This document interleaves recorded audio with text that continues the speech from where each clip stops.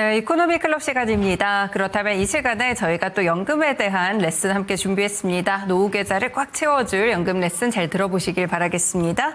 오늘도 김범곤 연금연구소의 김범곤 대표와 함께합니다. 대표님 안녕하세요. 네, 반갑습니다. 네, 오늘 그러면 대표님과 함께할 주제부터 살펴보겠습니다.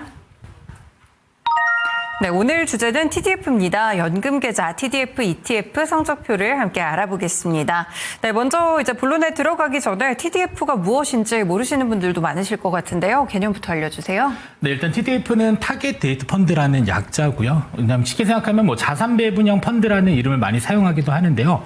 중요한 건 연금계좌 안에서 사실 은퇴 시점이 가장 중요한데 이 은퇴 시점에 맞춰서 이 자동으로 자산 배분을 조정해주는 네. 그런 기능을 갖고 있는 상품이다라고 알고 계시면 좋을 것 같습니다. 약간 생애 주기를 따라가는 개념으로 보면 될까요? 네, 그래서 보통 TDF 상품에는 이제 숫자가 붙어 있는데 사실 이 숫자의 개념은 연도입니다. 그래서 네. 뭐 2030이면 2030년도에 은퇴하신 분들에게 이 적합한 TDF 상품. 네. 뭐 좀 멀리 남으신 분들은 뭐 2050, 2060까지 이렇게 현재 상장돼서 거래되고 있는데요. 그래서 은퇴 시점에 맞춰서 이 주식과 채권의 비중을 계속적으로 변경해 주는데 사실 가입한 날로부터 이제 시간 지나게 되면 이 주식의 비중은 계속 줄어들게 되는 네. 그런 구조를 가지고 있습니다. 네, 저는 2030이라고 해가지고 20대, 30대인 줄 알았는데 그게 아니고 네. 은퇴 시점이었네요. 네, 맞습니다. 네, 그러면 TDF의 특징도 알려주세요. 네, TDF의 특징들 하나씩 보실 텐데요. 일단 첫 번째로는 생애 주기에 따라서 이 자산 배분을 조정해주는 그런 상품입니다. 그래서 젊을 때는 상대적으로 시간이 길기 때문에 위험 자산의 비중을 높여놓게 되고요. 네. 그리고 나서 점점점 시간이 지나서 은퇴 시점이 다가오거나 인출 시점이 다가왔을 때는 점점 채권의 비중을 높이는 자연스럽게 자동적으로 자산 배분을 해주고 그다음에 리밸런싱을 적용해주는 그런 특징을 가지고 있고요. 자, 그다음에 두 번째로는 TDF 상품의 특징 중에 하나는 여러 가지 글로벌 자산 배분을 할 수 있는 그런 특징들을 가지고 네. 있습니다. 그래서 보통 주식형이다라고 한다면 국내 주식, 그다음에 해외 주식과 그다음에 채권, 대체 자산들이 열심히 섞여 있고요. 그리고 나서 자연스럽게 매년 혹은 리밸런싱을 적용해주는 상품들이기 때문에 사실 직접 포트폴리오를 운영하기 어려우신 분들에게는 적합한 상품이 될 수 있고요. 그리고 전문적인 운용을 사실 그 자산 운용사에서 직접 해주기 때문에 네. 사실 투자에 어려움을 많이 겪는 분들께서는 이런 TDF 상품들을 적절히 잘 활용해 주시는 것도 좋은 방법이 될 수가 있을 것 같습니다. 네, 은퇴 가까이에 가면 채권 비중이 높아지면서 아무래도 조금 더 안정성을 추구하는 그런 운용으로 좀 바뀌어가는 그런 생애 주기에 따른 이런 특징들이 있었습니다. 확실히 이제 많이 신경 못 쓰시고 어느 정도 이제 흘러가게 장기 투자로 그냥 넣어놓고 싶으신 분들은 이런 것들을 이용해 보셔도 좋을 것 같은데요. 그렇다면 이 TDF의 장점이라고 하면 어떤 것들을 꼽아주실까요? 네, 장점이라고 할 수 있는 것은 뭐 생애 주기에 따라서 일단 은퇴 목표를 내가 직접 설정을 할 수가 있습니다. 네. 예를 들어서 나는 2050년 정도에 은퇴할 계획이다라고 하면 사실 뭐 선택지는 명확한 거죠. TDF 중에 2050 상품을 활용해 주시면 좋을 것 같고요. 네. 두 번째로는 이제 시장 변화에 따라서 어찌됐든 내가 아무것도 하지 않아도 이 펀드 안에서 자연스럽게 자산 배분을 자동으로 해주고 있기 때문에 이 관리의 편리성이 가지고 있고요. 그리고 글로벌 분산 투자를 했기 때문에 상대적으로 한쪽 자산에 몰리거나 네. 아니면 보통 이제 유행 쫓는 투자들을 많이들 하시게 되는데 이 주식과 채권을 어느 정도 균형 있게 운영을 하고 있기 때문에 직접 어느 자산의 쏠림 현상들을 좀 막을 수 있고요. 그다음에 자연스럽게 자동 배분해주기 때문에 장기 투자하는 데 있어서 적합한 구조 네. 가지고 있고 그리고 투자자가 절대적으로 신경 쓸 일이 없는 그런 장점도 가지고 있습니다. 네, 장점이 굉장히 많네요. 아무래도 자동적으로 자산 배분을 해주다 보니까 신경도 좀 덜 써도 되는 것 같고요. 장기적으로 투자할 수도 있겠고 이제 어느 정도 너무 위험성 있는 투자보다는 균형 잡힌 그런 투자를 하는데 TDF가 상당히 좋은 것 같습니다. 네, 그렇다면 좀 예시를 들어주신다면 어떤 상품들이 있을까요? 네, 보통 이제 TDF 2050이다라고 한다면 2050년이 이제 은퇴 시점이기 때문에 근데 이 숫자를 보시게 되면 20대부터 50대까지 투자를 해야 되나 이런 네. 생각이 드는데 중요한 건 연도입니다. 그래서 2050년에 은퇴를 앞두고 계신 분들 그러면 상대적으로 이제 젊은 그쵸. 분들이 선택하기에 좋은 그런 TDF 상품이고요. 그다음에 2040의 경우는 현재 뭐 2026년 기준으로 아직 한 14년 정도 남아 있는 상태니까 한 50대 초반 정도 되신 분들께서 활용할 수 있는 TDF 네. 상품이고요. 그다음에 2030의 경우는 곧 은퇴 예정이신 분들께서 이용하면서 약간의 채권 비중을 높이고 주식 비중을 낮추는 그래서 보통 TDF 상품들은 사실 우리가 연금에서 나중에 인출할 때 ETF의 경우는 직접 이 종목들을 또 선정하는 여러 가지 어려움들을 네. 사실 자동 배분을 해주기 때문에 이 고정 현금 흐름을 만들면서 장기적으로 운용하는데 좀 도움이 되는 그러한 형식으로도 좀 활용을 해볼 수 있을 것 같습니다. 그냥 이거는 약간 추가적인 질문이기는 한데 2050에 해당하는 분들이 2040을 가입해도 괜찮은가요? 전혀 무관한데요. 근데 최근 트렌드들을 보시게 되면 네. 가장 많은 종목을 매수하신 분들의 TDF의 숫자를 보면 2050이 가장 많습니다. 아, 그래요? 예, 되려 네. 자산 배분된 형태에서 주식 비중을 조금 더 높여서 공격적인 운용들을 대부분 해주고 계시고요. 다만 조금 보수적인 형태들에서는 2030 TDF들도 많이 활용을 해주고 계십니다. 네, 그렇습니다. 일단은 저희가 이런 TDF의 예시에 대해서 좀 알아봤는데요. 숫자 주의하셔야 됩니다. 2050이 20대, 50대가 아니고요. 2050년 전후로 은퇴하시는 분들이라는 점까지 함께 좀 체크를 해봤습니다. 그러면 이제 지난 한 달간의 주요 ETF 성과도 같이 비교를 해보면 좋을 것 같네요. 네, 먼저 ETF 성과에 대해서 먼저 말씀드리도록 하겠습니다. 일단 국내 주식의 경우는 많이 올랐습니다. 무려 맞아요. 17%대. 네. 엄청난 상승을 아직도 이어가고 있고요. 그다음에 환율의 경우는 조금 하락해서 마이너스 0.56%, 그리고 미국의 S&P 500의 경우는 한 달 동안에 8.21% 상승했고요. 그다음에 미국 나스닥의 경우는 11.36%, 그리고 미국 30년 국채의 경우는 0.93%, 그리고 미국의 대표적인 배당 성장인 SCHD, 슈드의 경우는 3.42% 상승해서 대체적으로 환율도 떨어지고 주가 주식에 대한 성과들은 대체적으로 양호했지만 역시나 우리나라가 아직 강세를 네. 가져가고 있는 것은 지금 현재 상황들이 이렇습니다. 네, 확실히 이제 전쟁 리스크가 좀 가시고 나니까 코스피 오늘 뭐 신고가도 돌파하고는 있지만 이렇게 국내 주식 성과가 가장 좋았고요. 그 외에도 미국 주식도 많이 올랐죠. 그래서 미국 증시라든지 또 배당주들도 함께 상승하는 모습들을 확인해 볼 수 있었습니다. 그러면 이런 이 베이스들을 좀 토대로 해서 저희가 오늘 공부하고 있는 TDF 2030 시리즈에 대한 성과를 분석해 주시면요. 네, 먼저 성과를 한번 살펴보시게 되면요. TDF 2030 시리즈는 현재 2개의 종목이 상장되어 거래가 되고 있습니다. 그래서 코덱스 TDF 2030 시리즈가 있고요. 키움 TDF 2030 시리즈가 있는데 일단은 뭐 상장일 이런 것보다는 이제 보수 기준에서는 일단 숨은 보수를 제외한 네. ETF 자체 펀드 보수가 한 0.2에서 0.3% 조금 높은 편입니다. 네. 어쨌든 자연스럽게 운용에 대한 부분들을 책임져주고 있기 때문에 보수는 일반적인 S&P 500 추종 ETF보다는 상대적으로 좀 높은 편이고요. 그리고 성과 측면에서 보시게 되면 일단 코덱스 상품의 경우는 1개월이 4.81인데 키움의 경우는 4.79%로 얼추 비슷하지만 6개월 기준에서 보면 확연히 차이가 납니다. 네. 그래서 6개월 기준에 코덱스의 경우는 3.04% 정도 상승을 했는데 키움 TDF의 경우는 7.83%, 그리고 1년 기준에서는 12%대, 23%대. 그래서 숫자는 동일하지만 사실 자산 운용사에 담겨져 있는 여러 가지 주식에 따라서 이 성과의 격차가 상당 부분 좀 반영될 수 있기 때문에 하나의 TDF를 선택하시더라도 자산 운용사별로 조금 골고루 이렇게 배분하는 것을 좀 권장드리고 있습니다. 네, 확실히 다른 것들과 비교했을 때 저희가 앞서서 이제 공부했던 그런 ETF들과는 다르게 이 자산 운용에 대한 부분이 상당히 성과를 좀 크게 작용한다. 이렇게 좀 볼 수가 있는 것 같습니다.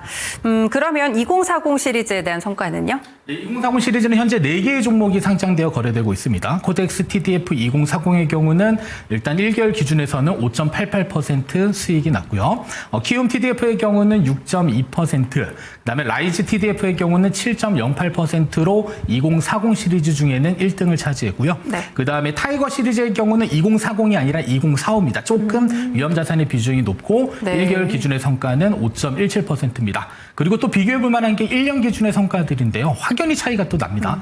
그래서 1년 기준에서 성과 1등은 키움 TDF 2040 종목의 30.85%, 그리고 2위의 경우는 라이즈 TDF가 30.5%, 그다음에 3위의 경우는 타이거 TDF 시리즈가 28%, 이렇게 좀 성과의 차이가 나는데, 그러면 도대체 왜 성과의 차이가 날까? 사실 네. 보통 글로벌 자산 배분이라고 하면 국내 주식과 해외 주식을 혼합해서 포트폴리오를 보통 구성하는데요. 이 자산 운용사마다 그 글로벌 자산 배분했을 때 주식에 담는 종목의 비중들이 조금 차이가 납니다.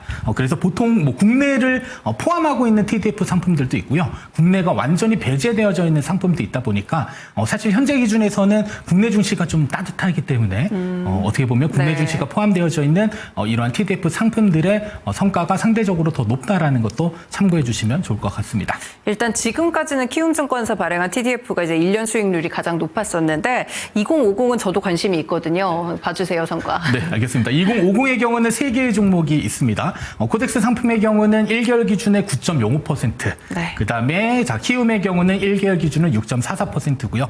그다음에 3위의 경우 라이즈 TDF의 경우는 8.49%. 1개월 성과 기준에서는 이 코덱스 상품이 현재 1위를 달리고 있고요. 네. 그리고 12개월 기준으로 보시게 되면 아까까지는 다 키움이 1등이었는데 이번에는 라이즈 TDF 상품이 네. 36.60%로 1년 기준의 수익률이 가장 높았습니다.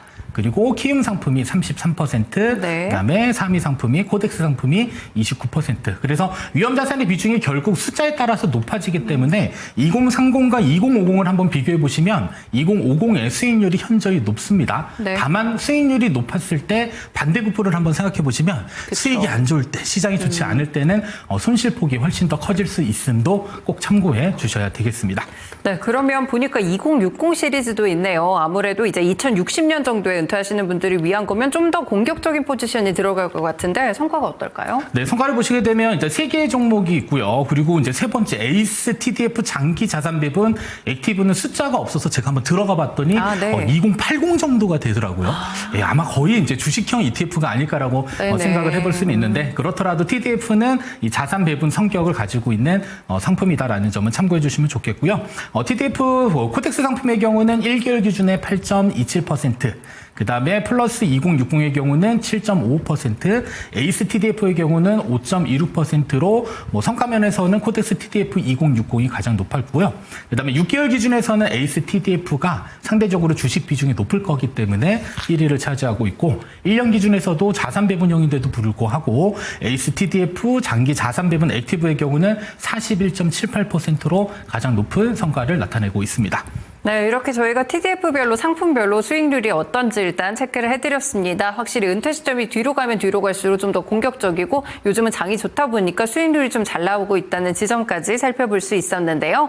그렇다면 직접 TDF를 담아서 활용할 때 어떻게 활용을 하면 좋을까요? 자, 일단은 TDF를 좀 권장드리고 싶은 분들은 일단 연금 계좌는 잘 활용하고 있는데 중요한 건 운용하기 싫은 혹은 운용에 대한 이 부담감을 느끼시는 분들 그래서 네. 포트폴리오에 대한 직접 운용이 어렵다라고 하면 일단 TDF 한 개만 가지고도 충분히 어느 정도의 성과를 낼 수가 있을 것 같고요. 자, 두 번째로는 IRP DC의 경우는 의무적으로 30%에 대한 안전자산 비중을 채워야 됩니다. 네. 그런데 이 안전자산의 100% 모두 TDF를 담을 수가 있어요.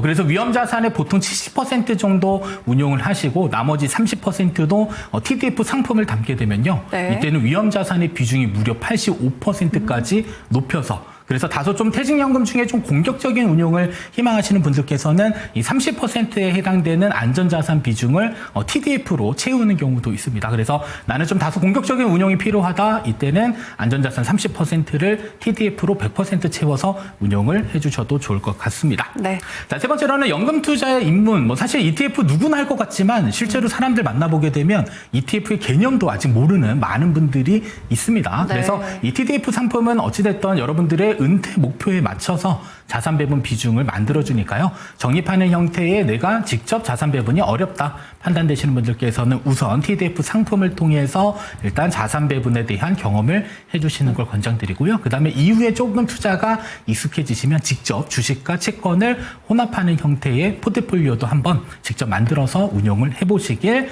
권장드리겠습니다. 네.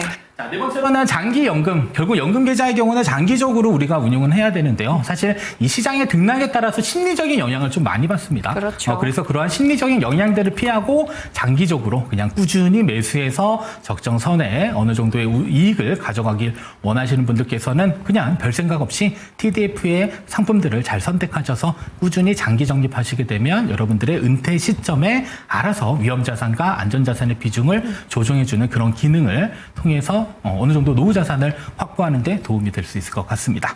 네, 저희가 TDF를 어떻게 활용해야 되는지 또 활용 방법에 대해서 함께 소개해드렸습니다. 약간 좀 귀찮으신 분들도 괜찮으실 것 같고요. 아니면은 나는 아직도 ETF가 뭔지 모르겠다. 연금 ETF는 어떻게 운영해야 될지 모르겠다. 약간 초보 단계에 있으신 분들도 TDF를 또 관심 가져보시면 좋을 것 같습니다. 저희가 계속 장점만 들어봤는데요. 그럼 TDF의 단점도 있을까요? 자, 일단 단점은 보수가 생각보다 비쌉니다. 아, 그렇군요. 예, 보통 이제 그 주식형 네. ETF의 경우 뭐 시장 대표 지수들은 보통 보수가 0.0 몇 % 이렇게 나와 맞아요. 있는데요. 네. 보통 TDF 상품들의 경우는 다소 보수가 조금 높은 편입니다. 아까 펀드 보수만 보더라도 한 0.3% 정도 됐는데 꽤 사실 세군요. 숨은 보수까지 찾게 되면 거의 1%대에 근접하는 네. 그런 펀드 보수를 가지고 있고요.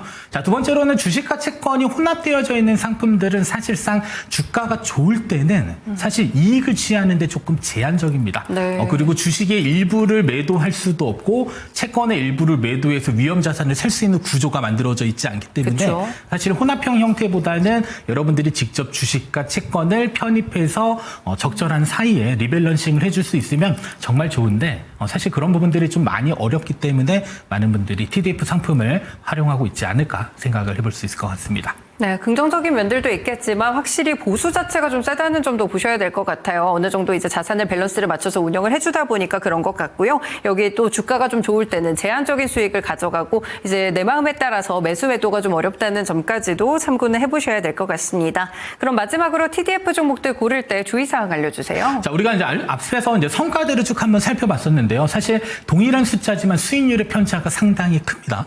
그렇기 때문에 어떤 특정 종목 한 개만 선택하지 마시고요. 동일한 숫자가 있으면 자산 운용사별로 담겨져 있는 이 주식에 대한 자산군의 배분이 다르기 때문에 다양한 TDF 상품들을 혼합하는 게 어떻게 보면 장기적으로 봤을 때 투자의 성과를 높이는 가장 좋은 방법이 될 수 있음을 기억해 주시면 좋을 것 같습니다. 네, TDF 상품 고르실 때도 또 다양하게 이 증권사별로 많은 상품들이 있으니까요. 좀 더 혼합을 하신다면 안정적인 수익 얻을 수 있지 않을까 싶습니다. 네, 저희가 소개해드린 ETF들은 확실한 수익 보장이 아닌 개인 선택에 따라서 손실이 발생할 수 있다는 점도 꼭 기억해 주시면 좋겠습니다. 대표님 말씀 잘 들었습니다. 고맙습니다. 네, 지금까지 이코노미 클럽 시간에서 또 저희 연금 계좌에서 채워넣을 TDF에 대해서 함께 살펴드렸습니다. 김범곤 연금연구소의 김범곤 대표와 함께했습니다. 지금까지 다양한 투자 판단에 도움이 되는 말씀들을 함께 전해드렸고요. 특정 종목의 상승 하락 보장하지는 않습니다. 네, 시장의 중심 여기서 마치겠습니다. 점심 식사 맛있게 하시고요. 오늘도 끝까지 좋은 투자 또 좋은 장 즐기시길 바라겠습니다. 고맙습니다.